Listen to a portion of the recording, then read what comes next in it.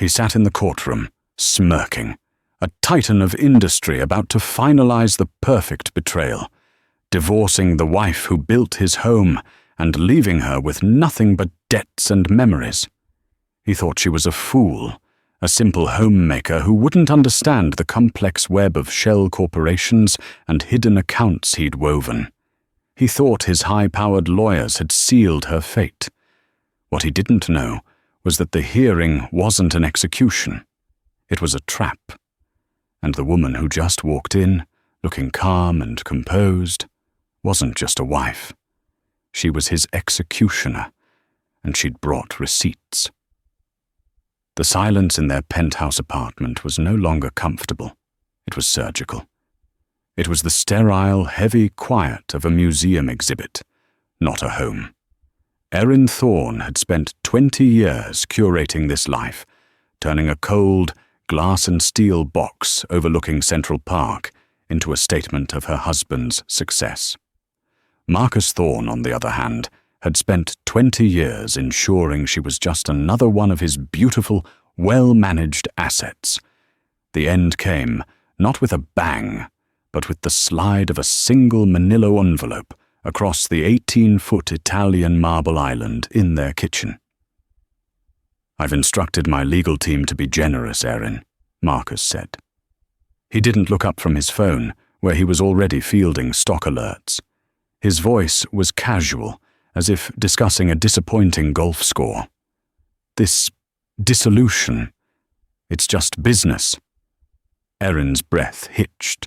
She hadn't been Erin Vaughan in 2 decades. She was Mrs. Thorne. "Dissolution?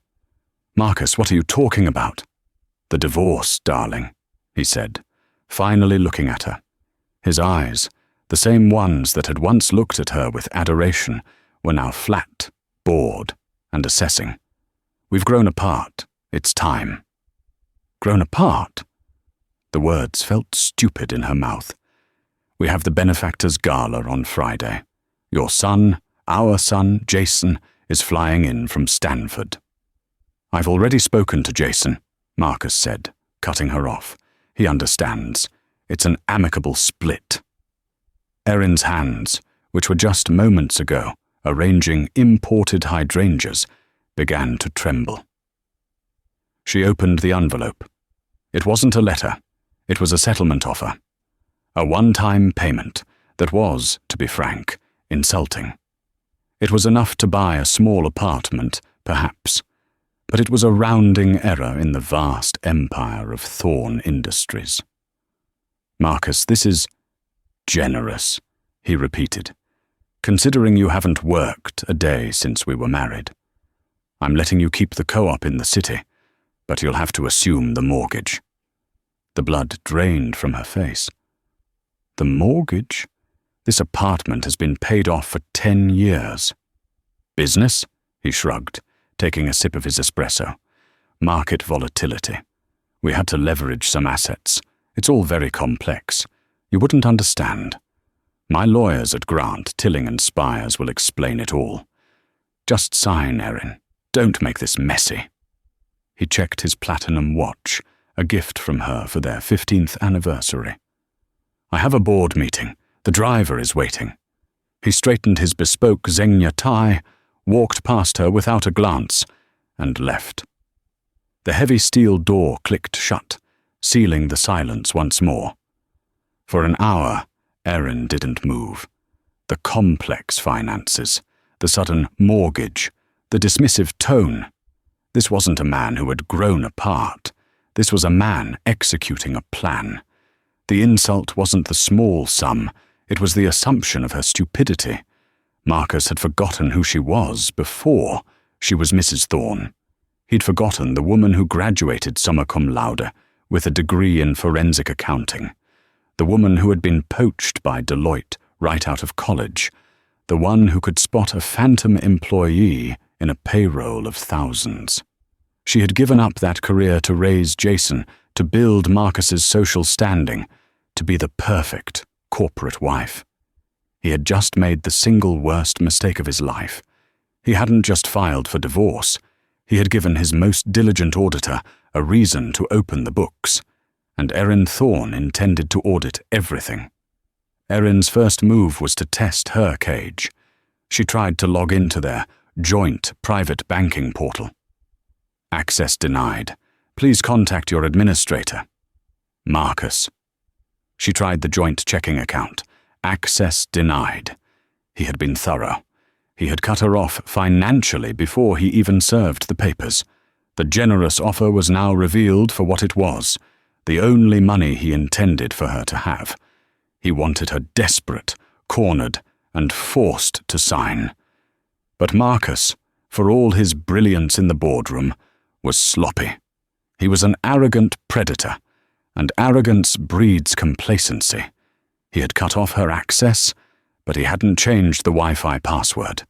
He hadn't thought to scrub the cloud backup from the family iMac, the one she used for charity auctions and recipes. She didn't sleep. Fueled by a cold, righteous fury, she dug. For the first 24 hours, she found nothing. Marcus's digital life was scrubbed clean. His calendars were managed by his assistant. His emails were Odine corporate speak. Then she found the first thread. It wasn't in his accounts. It was in the shared family cloud. Tucked away in a folder labeled Old Tax Docs was a subfolder she'd never seen before. Project Nightingale. It contained scanned documents, wire confirmations, and incorporation papers. Nightingale Trust, a holding company registered in the Cayman Islands. It was established 6 months ago. She cross-referenced the dates. It was the same week Marcus had told her they needed to leverage assets and remortgage their paid-off home. The documents were dense, but to Erin they read like a grocery list. He had systematically transferred liquid assets, stocks, bonds, cash reserves, out of their joint portfolios and into this new, untouchable entity, the mortgage on their home. He'd taken the equity out and wired that too, but the final document was the one that made her heart stop. It was a property deed, a sprawling 10-bedroom villa in Tuscany. It was purchased outright by Nightingale Trust. The listed point of contact for the trust wasn't Marcus. The name was Isabella Rourke. Erin's blood ran cold. Isabella Rourke.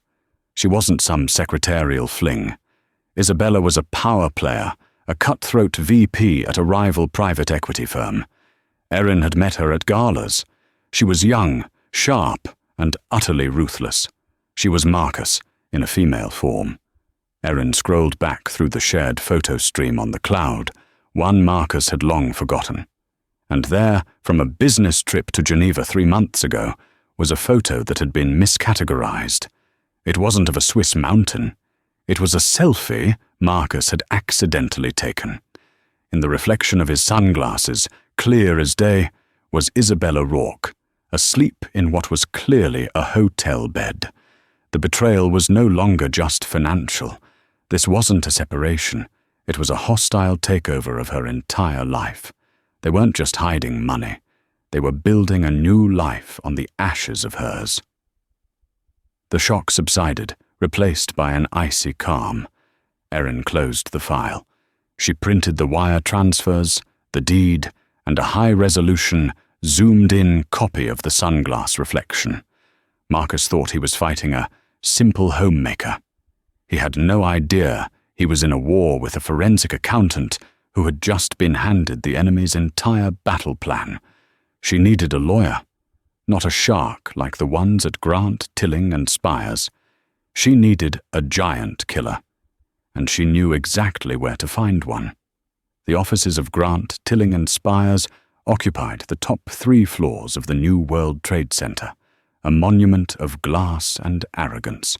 The offices of Arthur Vance were on the 4th floor of a pre-war walk-up in Brooklyn, above a pizza parlor that smelled perpetually of burnt garlic. Arthur Vance was a legal relic. He had been a lion in the 80s, a feared litigator who'd taken down 2 Wall Street titans for fraud. But after a personal tragedy, he had semi-retired, taking only cases that interested him, which usually meant cases where he could inflict maximum damage on the kind of men Marcus Thorne aspired to be. Erin sat in his dusty office, surrounded by towers of legal briefs and yellowing case files. Arthur, a man in his late 60s with a shock of white hair and eyes that missed nothing, listened patiently. He didn't interrupt. He just steepled his fingers, watching her as she laid out her story. When she finished, he leaned back in his creaking leather chair. "So, Mrs. Thorne, your husband, this Titan," he said the word with visible disdain, "has offered you a pittance. He's hidden the money. He's got a girlfriend. And he thinks you're a fool. That about sum it up." "Yes," Erin said. "But he made a mistake. He left this." She slid a single, pristine binder across his desk. It was labeled Project Nightingale. Arthur opened it. He flipped through the wire transfers. He saw the Cayman Incorporation papers. He stopped at the Tuscan deed and the name Isabella Rourke. He spent a full minute examining the grainy, zoomed-in photo of the sunglass reflection. A slow, wolfish grin spread across his face. "Good God, girl," he rumbled. "This isn't a smoking gun. This is a tactical nuclear weapon. This is perjury before he's even perjured himself." "It's not enough," Erin said quietly. Arthur raised an eyebrow. "It's not. This is what I found. This is the low-hanging fruit. This is maybe 30 million, 40 million? My husband's net worth, the real one, is closer to $500 million. This is just the getaway fund. The real money. The money in Thorne Industries. That's where the real fraud is." She leaned forward. "He told me the company was struggling due to market volatility. His company has had a 30% year-over-year growth for a decade. A company like that doesn't just struggle. It's being made to look like it." Arthur stared at her, the grin fading, replaced by genuine respect. "You're a shark, Mrs. Thorne. You're just wearing sheep's clothing." "I was a forensic accountant, Mr. Vance," she said. "I've just been out of practice." "Well, welcome back," he said, slamming the binder shut. "Our retainer is $1. We'll collect our fee from his assets when we win. Now, we have a hearing in 6 weeks. He thinks he's going to walk in, his lawyers will present his faked financials, and you'll sign. He's expecting a mouse. We are going to give him a dragon." The next 6 weeks were a blur. Arthur's dusty office became their war room. They subpoenaed everything. Grant, Tilling, and Spires responded with a blizzard of paper, thousands of pages of redacted, useless reports. They were trying to drown Erin in data. They didn't know she could swim. She worked 20-hour days. She reverse-engineered the company's structure. She found the volatility. It was a series of new, high-cost consulting fees being paid out to Aperture Solutions, a Delaware-based LLC. She dug into Aperture. It was a shell company. And who was the signatory on the account? Isabella Rourke. They were systematically devaluing the parent company, Thorne Industries, by siphoning profits into a consulting firm owned by the mistress, all under the guise of operating expenses. It was brilliant. It was subtle. And Erin now had the bank-to-bank transfer records to prove it. But she still needed the final piece. The link that tied Marcus, Isabella, and the stolen money together in a bow, so tight even his high-priced lawyers couldn't unravel it. Marcus was getting cocky. 2 weeks before the hearing, he agreed to a deposition. It was a power play, a chance for his legal team, led by the infamous Robert Kincaid, to intimidate Erin. They sat in a sterile conference room at Grant, Tilling, and Spires. Kincaid, all pinstripes and smug condescension, led the questioning. "Mrs. Thorne," Kincaid began, "could you describe your role at Thorne Industries?" "I was not an employee," Erin said calmly. "So you had no hand in the day-to-day operations? You didn't advise on investments? You never attended strategy meetings?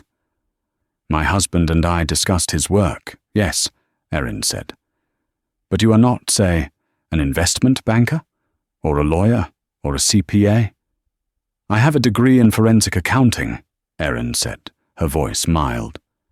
Kincaid and Marcus shared a look of amusement. A degree? From 20 years ago. You're a homemaker, Mrs. Thorne, a patron of the arts.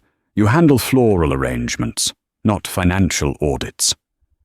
The condescension was a physical weight, but Erin just smiled. I balance my checkbook. Marcus himself couldn't resist.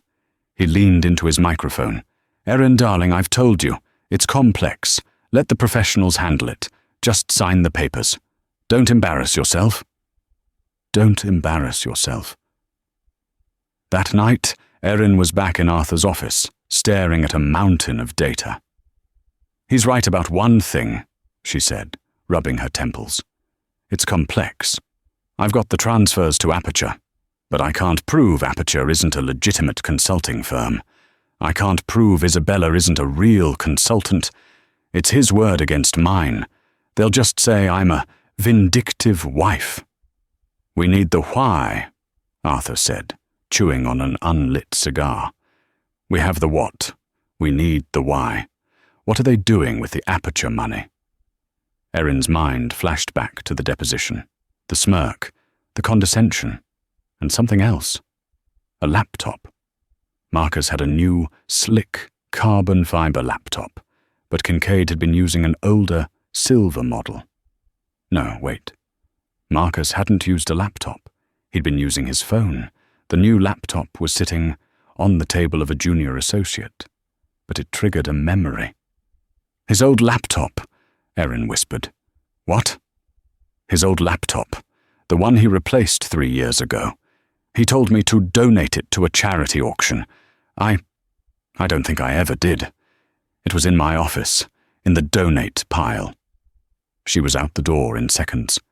2 hours later, she was back, holding a slightly dated, heavy silver laptop.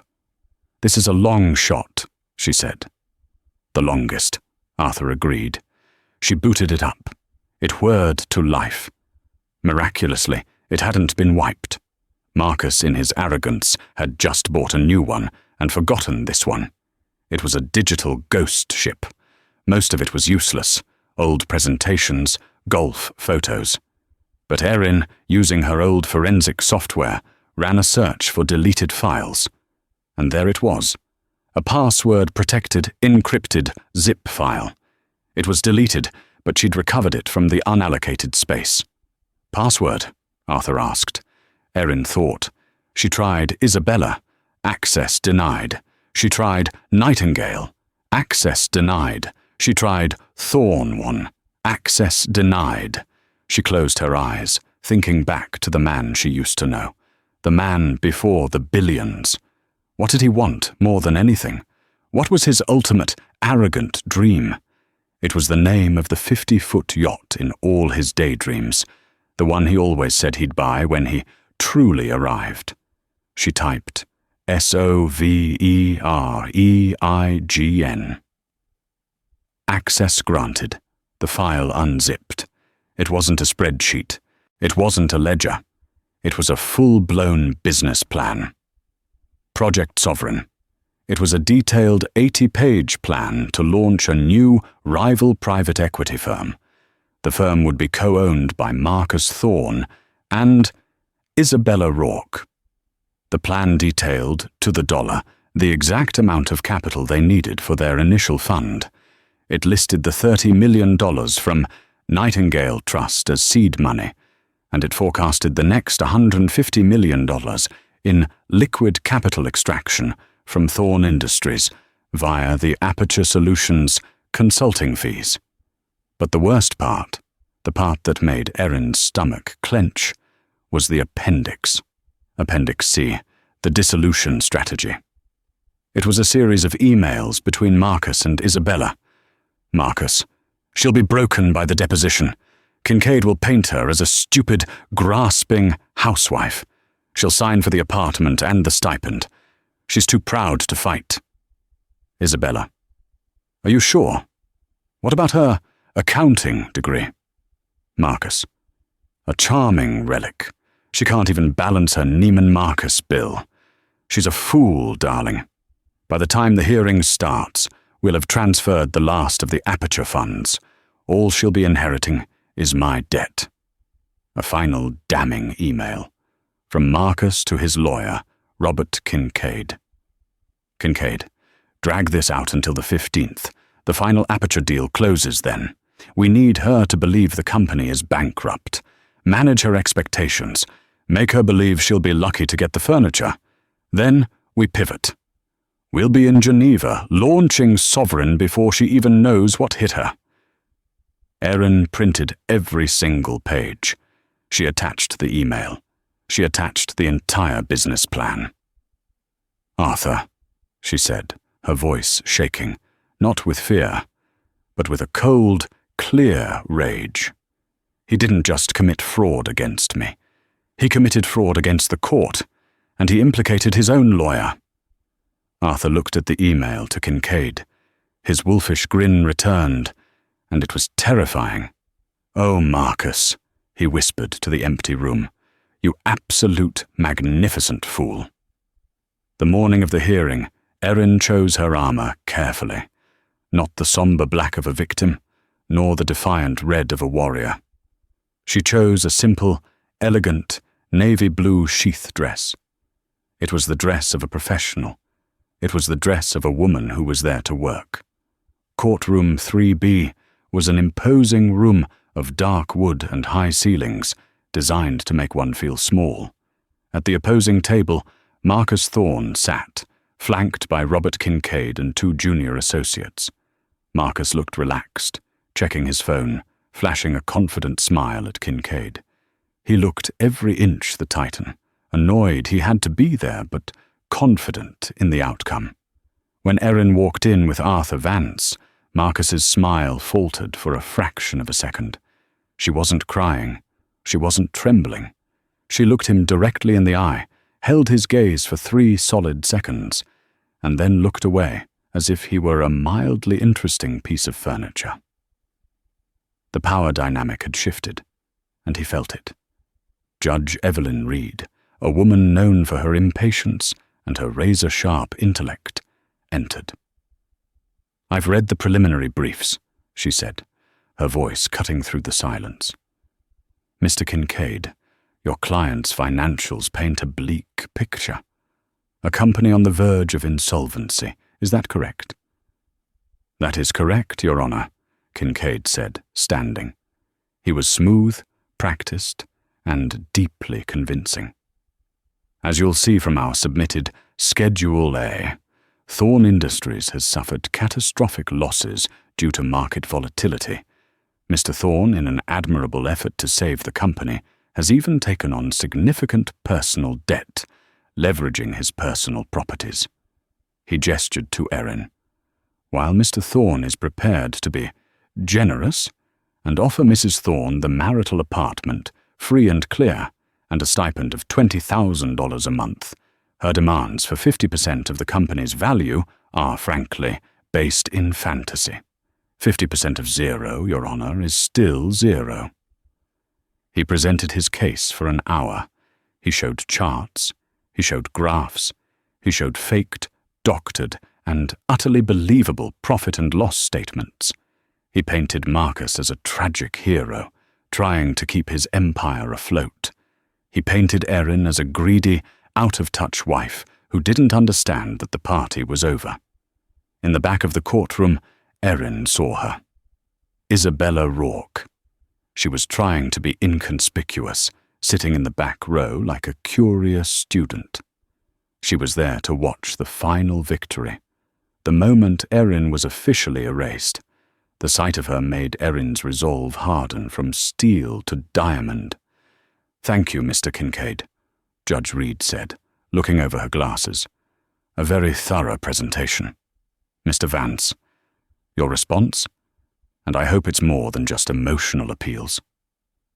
Arthur Vance, in his rumpled suit, stood. He looked like a man who had wandered in by mistake. Your Honor, Arthur began. My colleague, Mr. Kincaid, is correct. 50% of 0 is 0.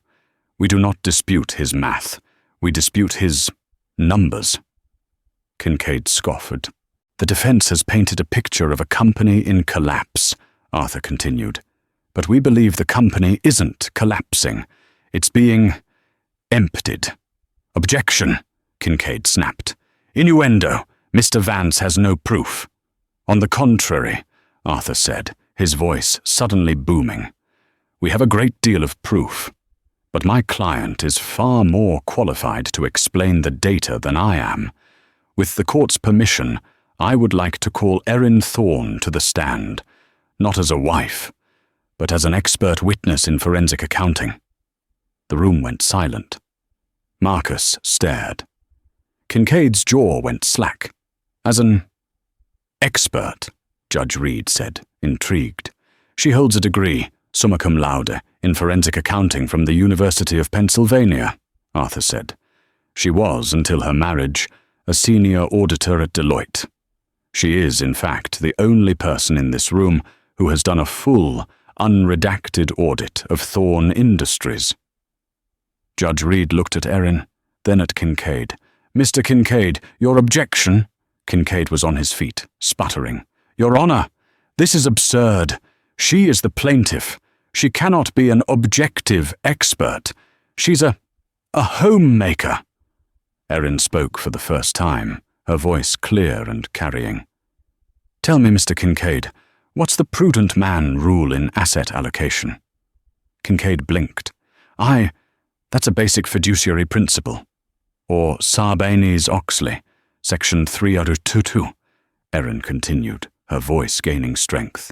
The one that requires CEOs to personally certify the accuracy of their financial statements. I'm sure you and Mr. Thorne are very familiar with it.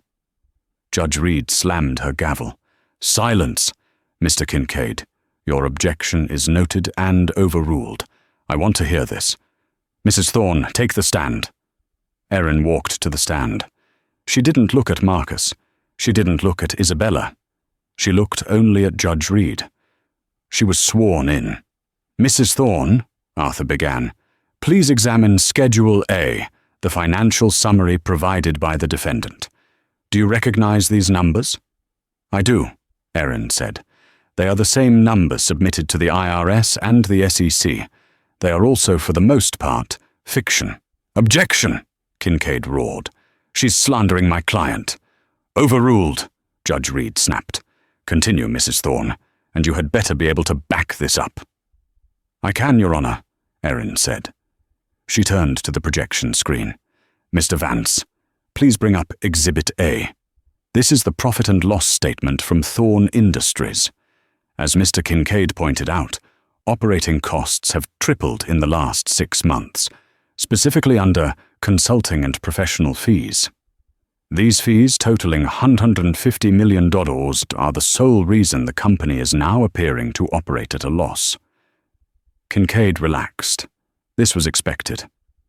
Your Honor, as we've stated, Thorne Industries required extensive high-cost consulting to navigate this volatile market. This is prudent business. Really, Erin said. Because Exhibit B. These are the incorporation papers for the consulting firm, Aperture Solutions, LLC. It was formed 6 months ago. It has no other clients. It has no website. It has no employees. Its registered agent and sole signatory is Ms. Isabella Rourke. She pointed to the back of the courtroom. The woman sitting in the 3rd row, in the grey suit. Isabella froze, her face a mask of terror. Marcus shot to his feet. This is irrelevant. My business relationships are my own. Sit down, Mr. Thorne, Judge Reed commanded. Mrs. Thorne, continue.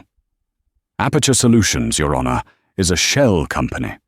A mechanism to siphon $150 million in marital assets out of the company and into a private account before this hearing, to defraud both myself and this court of a fair valuation. Proof! Kincaid yelled, now visibly sweating. You have no proof of intent. It's a legitimate, if new, business." "I'm glad you brought up intent," Erin said, her voice dropping to an icy calm. "Mr. Vance, please bring up Exhibit C." The screen lit up with the cover page, Project Sovereign, a new paradigm in private equity. Marcus Thorne's face went white. He looked like he'd been shot. "This," Erin announced, "is an 80-page business plan recovered from my husband's own laptop. It details explicitly a plan to launch a new firm, Sovereign Capital, with his partner, Isabella Rourke. It lists their starting capital. First, $30 million from Exhibit D, the Nightingale Trust in the Cayman Islands, funded by the illegal mortgage on our marital home. And second, $150 million extracted from Thorne Industries via the Aperture Solutions consulting fees." The courtroom was in stunned silence. Judge Reed was leaning so far over her desk she was almost out of her chair. "This is," Kincaid stammered, This is privileged. It's stolen." "It gets worse, Mr. Kincaid," Erin said, making eye contact with him for the first time. "Because the plan also included a strategy for this exact hearing. Exhibit E." The email appeared on the screen, the email from Marcus to his lawyer. "Kincaid, drag this out until the 15th. We need her to believe the company is bankrupt. Manage her expectations. Make her believe she'll be lucky to get the furniture." Robert Kincaid turned a pale shade of green. He looked at Marcus with pure hatred. He had just been thrown under the bus in open court by his own client. "Your Honor," Kincaid whispered, I need to recess. I may have a conflict of interest."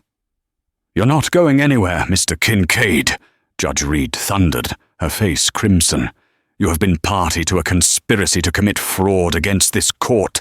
This is the most egregious, arrogant, and criminal act of perjury I have ever seen in my 30 years on the bench." "And I have one more thing," Erin said, her voice shaking with the last of her adrenaline. "Your Honor, Marcus and Isabella weren't just careless. They were arrogant, and arrogance gets loud. Mr. Vance, play the audio file." Arthur hit the button.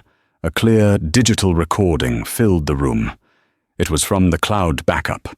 It was a voice memo accidentally recorded. Isabella's voice, laughing. "I saw her in the deposition. She looked so pathetic. Forensic accounting. Did she really think she could find it?" Marcus's voice, deeper, smug. "Don't worry, darling. Kincaid has her. She's a fool. By this time next week, she'll be measuring drapes in a one-bedroom rental, and we'll be in Geneva, closing the Sovereign Fund. She'll get her furniture. We'll get the world."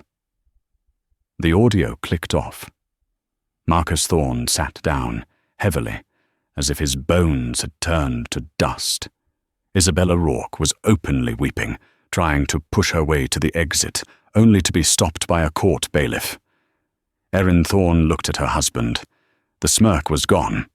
The Titan had fallen. All that was left was a small, pale, terrified man. She turned back to the judge.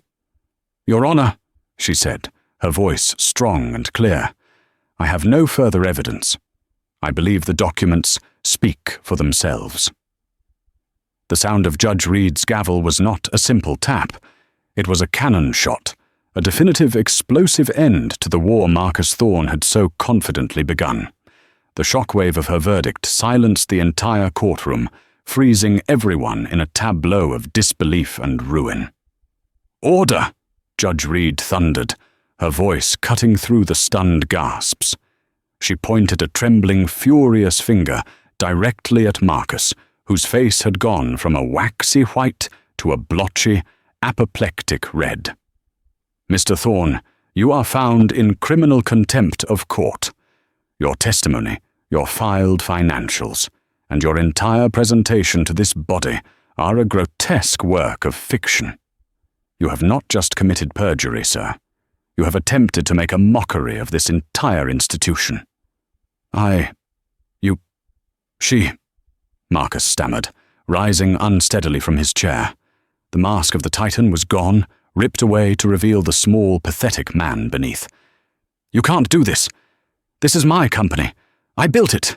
She's lying. Sit down, Mr. Thorne, Judge Reed roared. You are in no position to speak. Objection, Robert Kincaid croaked, his voice cracking. He was visibly shaking, his own legal career flashing before his eyes. Your Honor, I must ask for a recess. Based on this new, falsified evidence. I may have a conflict of interest. I was acting on information provided by my client. Judge Reed's gaze, now molten with contempt, swung to him. A conflict, Mr. Kincaid? The only conflict I see is your oath as an officer of the court versus your conspiracy to defraud it. That email, she gestured to the screen, where Marcus's damning words still glowed, make her believe she'll be lucky to get the furniture, is not new evidence. It is your indictment. You are not an officer of the court in this matter. You are a party to the fraud. Your conflict is noted, as is your complicity.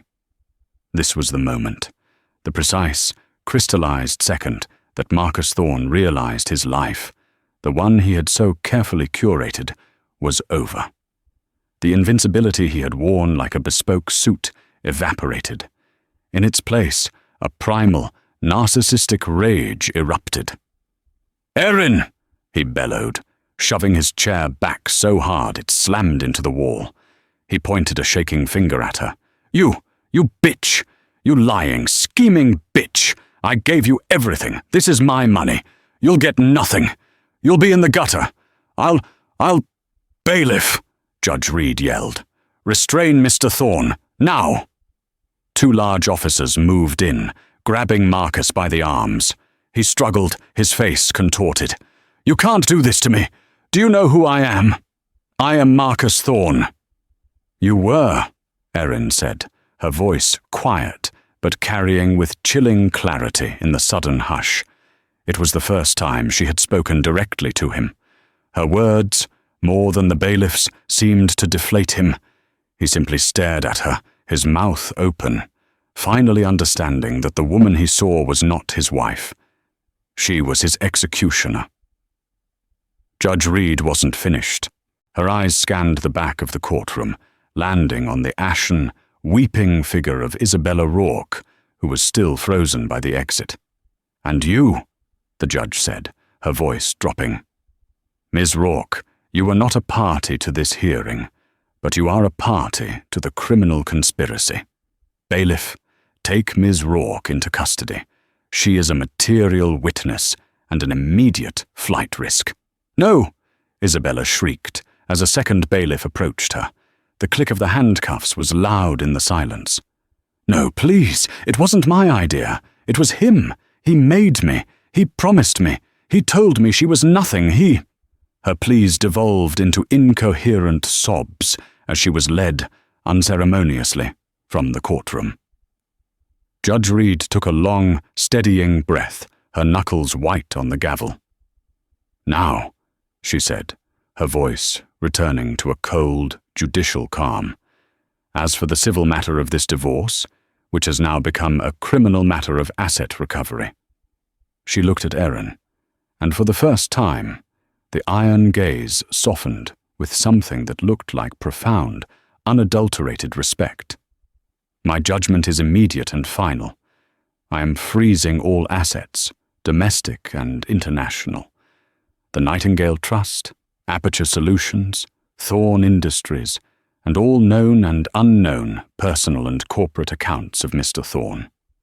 I am appointing an independent, court-mandated forensic auditor, not one of your choosing, Mr. Kincaid, to verify Ms. Vaughan's findings and conduct a full audit of the last 10 years. She paused, letting the weight of that sink in. But as a preliminary measure, based on the clear, undeniable, and frankly insulting evidence of criminal fraud, she continued, I am awarding 100% of all funds currently held by the Nightingale Trust and Aperture Solutions directly to the plaintiff, Erin Vaughan. This is not a division of assets. This is restitution for the attempted theft. A gasp went through the courtroom. Erin, with a single binder, had just clawed back over 180 million dirhams. Furthermore, Judge Reed said, I am awarding Ms. Vaughan 75% of all remaining marital assets, including the full valuation of Thorn Industries once the audit is complete. She will receive full, unencumbered ownership of the marital home and all its contents. Mr. Thorn, she said, looking at the now slumped, defeated man held between the two officers, will retain his personal effects, his golf clubs, and 100% of the debt he fraudulently created. And Mr. Thorn, you will be paying all of Ms. Vaughan's legal fees, which I imagine are, and I quote your own words, catastrophic. And finally, she said, banging the gavel, I am referring this entire case, Mr. Thorn, Mr. Kincaid, and Ms. Rourke, to the District Attorney's Office for immediate criminal investigation. This hearing is concluded. You, sir, she said to Marcus, are remanded to custody pending a bail hearing on the contempt charge. All rise, the bailiff called. Erin stood. She calmly, precisely, gathered her binders. She clicked her briefcase shut. She didn't look back. As Marcus Thorn was being led out a side door in handcuffs, his name already on its way to becoming a synonym for disgrace, Erin Vaughan, accompanied by Arthur, walked straight out the main entrance. She pushed open the heavy wooden doors, and the world exploded. A wall of noise, light, and questions hit her. A dozen reporters, alerted by the commotion, had formed a gaggle in the hallway, a frenzied pack of sharks sensing blood. Mrs. Thorn, is it true? Did he hide 180 million? Mr. Thorn, did you perjure yourself? This was yelled at the closed door he'd just been taken through. Erin, what do you have to say to your husband? Ms. Rourke! Cameras flashed, and microphones were shoved forward. Arthur, in his rumpled suit, transformed. He stepped in front of Erin, a bulldog guarding his client, and held up a hand.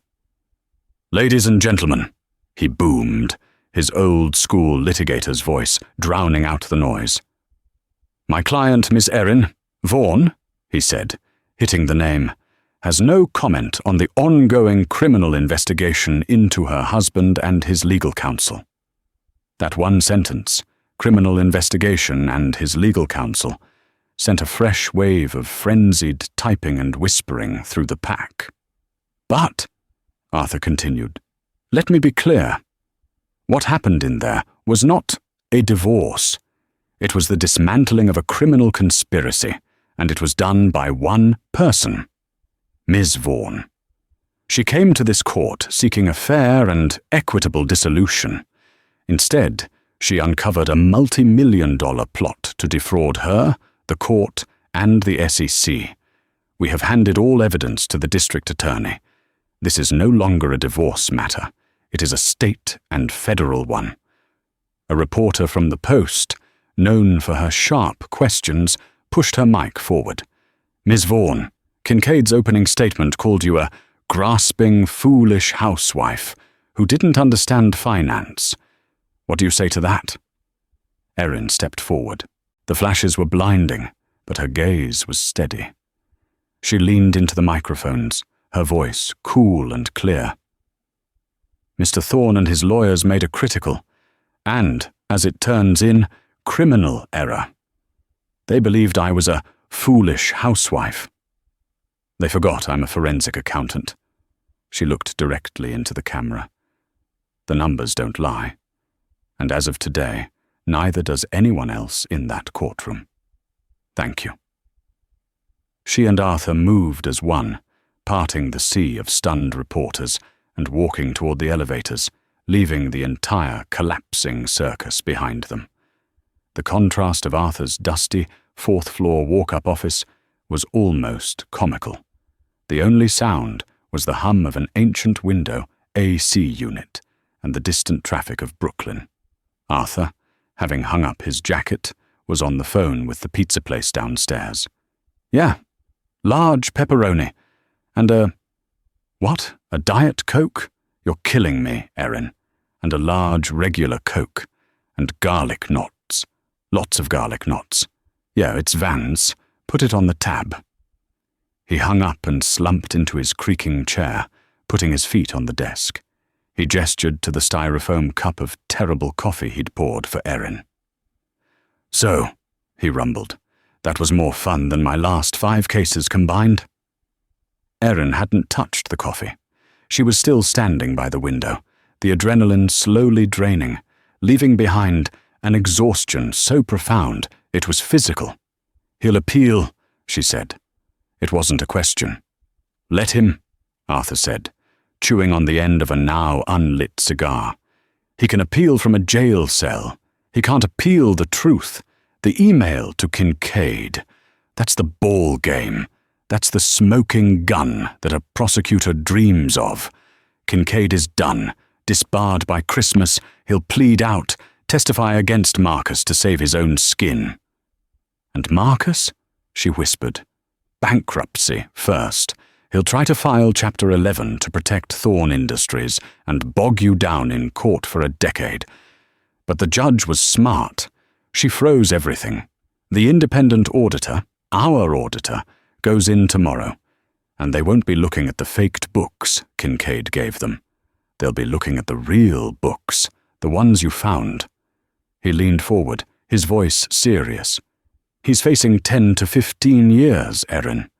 This isn't a white-collar, slap-on-the-wrist fine. This was a conspiracy to defraud the court.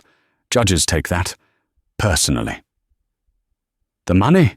Erin said, turning. "The 180 million, the 75%, he'll just hide it." "No," Arthur said with a wolfish grin. "He can't. The Nightingale and Aperture funds are already frozen by order of a U.S. court. The Cayman banks will comply. That's your restitution. It's yours, free and clear. The 75% of the rest, that'll be a fight. But it's a fight we'll win. You are, as of 3 hours ago, an exceptionally wealthy woman, Erin Vaughan. You're also notorious." The word hung in the air. Notorious. The penthouse, when she returned, was just as she'd left it. A sterile, silent museum. But it was no longer his. It was hers. The first thing she did was walk to the 18-foot marble island and sweep the generous manila envelope he'd left her, the one that started it all, into the garbage. The second thing she did was call her son. Jason flew in from Stanford the next morning. He was pale, his eyes wide with confusion and fear. The New York Post was splayed on the kitchen counter, a grainy photo of his father's enraged face under the headline, "Thorn in his side. Wife's proof sinks tycoon." "Mum," he said, his voice cracking. I saw the news. He's in jail." "He posted bail on the contempt charge," Erin said calmly. "He's at his club. He's not to be contacted." "He's been calling me," Jason whispered. "He's left. 10 voicemails. He's a wreck. He says you fabricated evidence. He says you're a vindictive. Well, he said what he said. He said you ruined him." Erin's heart, which had been a block of ice for weeks, ached for her son. This was the last casualty, the innocent in the crossfire. "Jason," she said, her voice soft but firm, "I am going to show you one document. Not the mistress, not the villa in Tuscany, not the audio recordings. Just this. This is Project Sovereign, Appendix C, the dissolution strategy. It's an email. Between your father and his lawyer." She slid the single printed page across the marble. Jason picked it up. He read. He read the part about her being a stupid, grasping housewife. He read the part about She can't even balance her Neiman Marcus bill. He read the part about make her believe she'll be lucky to get the furniture. His face, so full of his father's features, crumbled. He said that? About you? He wrote it, Jason, Erin said. And he planned to do it. He planned to leave me, his wife of 20 years, with a mountain of his own debt. He planned to leave us with nothing but a name he'd already destroyed. I didn't ruin your father. I simply stopped him from ruining me. Jason didn't speak for a long minute. He looked at the email, then at his mother, really looked at her, perhaps for the first time, as a person and not just a parent. He slowly walked around the marble island, and he did something he hadn't done in years. He hugged his mother. "Okay, Mom," he said, his voice thick. "Okay. What do we do now?" "First," Erin said, holding her son tightly, "we sell this apartment. It's a museum, and I am done being an exhibit." 1 year later, the offices of Vaughan Forensic Solutions were not in a dusty walk-up. They were on the 50th floor, in a new, gleaming tower of glass and steel. The view was of the East River, and the sun, rising, streamed in. The office was bright, modern, and bore no trace of her old life, save for the framed summa cum laude accounting degree hanging on the wall. The Forbes article was framed too in the reception area. The Avenging Auditor, How Erin Vaughan Turned Betrayal into a Booming Business. The fallout had been total. Marcus Thorne, after a brutal criminal trial where Kincaid and Isabella had both testified against him to save themselves, was found guilty. He was sentenced to 12 years in a federal minimum security prison for conspiracy, perjury, and wire fraud.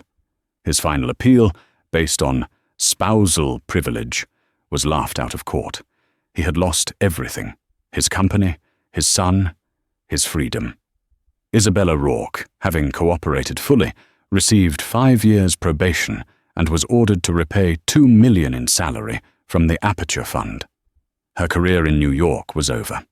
She was last seen working as an unnamed consultant in Dubai. Robert Kincaid was disbarred. His testimony was key. He was sentenced to 18 months, suspended for conspiracy to commit fraud, and his career was over. Erin, on the other hand, had just begun. Her firm was the new must-hire for high-stakes, high-asset divorces. She was the woman you called when you knew your husband was a snake, but you just couldn't find the snake pit. A woman, Sarah, sat across from Erin's clean, modern desk. She was the same woman from the gala years ago, who had whispered her fears. "Erin, I'm terrified," Sarah said, twisting a diamond ring. He says I'm just like you. Vindictive. Greedy. He says his lawyers at Paulson & Croft will bury me in paperwork until I give up. He says I'm a fool and I don't know how his business works." Erin smiled, a warm, confident smile. She slid a sleek tablet across the desk. "Sarah," Erin said, "first, Paulson & Croft are not co-conspirators. That's a good start. Second, you're right. You don't know how his business works. You know how it worked, before he started hiding assets." She tapped the screen. A complex-looking flowchart appeared. "He made the same mistake Marcus did," Erin said, her eyes twinkling. "He got arrogant. He got sloppy. And he too forgot to scrub the hard drive on the old family laptop in the den. They always forget the laptop. Your husband, it seems, has a fondness for parallel accounts in Liechtenstein, all opened under his college roommate's name." Sarah's jaw dropped. "How?" Erin stood, walking to the window, looking out at the city she now owned a piece of, on her own terms. "They call us fools and housewives because it's easier than admitting we were their partners. It's easier than admitting we were there, watching and learning. They think we only see the home. They forget. We were the ones who built it. We know where every pipe is buried, and we know exactly where all the bodies are too. She turned back to her client, her smile all business. Now, let's go get your money. They say the best revenge is living well, but sometimes revenge is a perfectly executed forensic audit. Erin didn't just walk away. She walked away with her head held high, her integrity intact, and the entire kingdom her husband tried to steal. She turned her greatest pain into her greatest power. What do you think was the most satisfying part of Marcus's downfall? Was it the email to his own lawyer? Or was it the audio recording that sealed his fate? Let me know in the comments below. This story is a powerful reminder that you should never, ever underestimate the person you're betraying. They might just be keeping better records than you are. If you loved this story of karmic justice, please hit that like button. Share this video with someone who needs to see a cheater get what they deserve, and make sure you subscribe to the channel. We have more stories of betrayal and dramatic reckonings coming your way. See you next time.